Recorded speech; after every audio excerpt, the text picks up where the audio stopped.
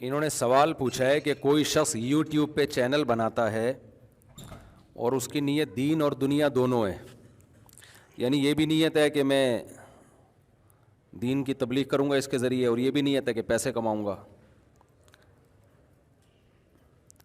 ایک صحابی نے، نبی صلی اللہ علیہ وسلم نے ایک صحابی سے فرمایا کہ جب تم اپنی زوجہ کے پاس آتے ہو نا، اپنی خواہش پوری کرتے ہو تو اس پہ بھی اجر ملتا ہے۔ تو آپ نے، صحابی نے عرض کیا یا رسول اللہ ہم تو اپنی خواہش پوری کر رہے ہیں، اس پہ اجر کیوں ملتا ہے؟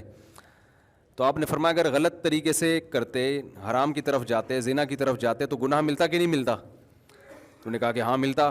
تو فرمایا کہ یہ کیسی بات ہے کہ اللہ گناہ کے کام پہ گناہ دے اور حلال پہ ثواب نہ دے؟ حدیث کا مفہوم ہے۔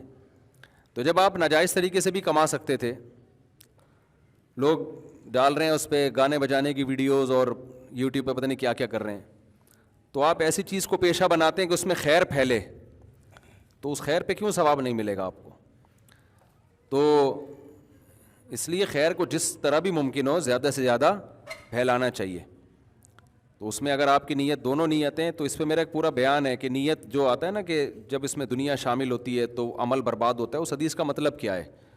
حدیث میں آتا ہے نا اخلاص کے بغیر کوئی عمل مقبول نہیں ہے، تو اخلاص میں یہ چیز اخلاص کے خلاف نہیں ہے کہ آپ کی نظر میں اگر اس میں دنیا کمانا بھی شامل ہو گیا تو یہ اخلاص کے خلاف نہیں ہے۔ دیکھو بہت دفعہ رسول اللہ صلی اللہ علیہ وسلم صحابی کو ترغیب دیتے تھے کہ جس نے میدان جہاد میں فلاں کو قتل کیا تو اس کے جتنا بھی سامان ہے یہ سارا قاتل کا، تو اس سے موٹیویشن ملتی تھی۔ صحابہ سمجھتے تھے آخرت تو مل رہی ہے لیکن ہمیں اس پہ دنیا بھی مل رہی ہے، تو یہ اخلاص کے خلاف نہیں ہے یہ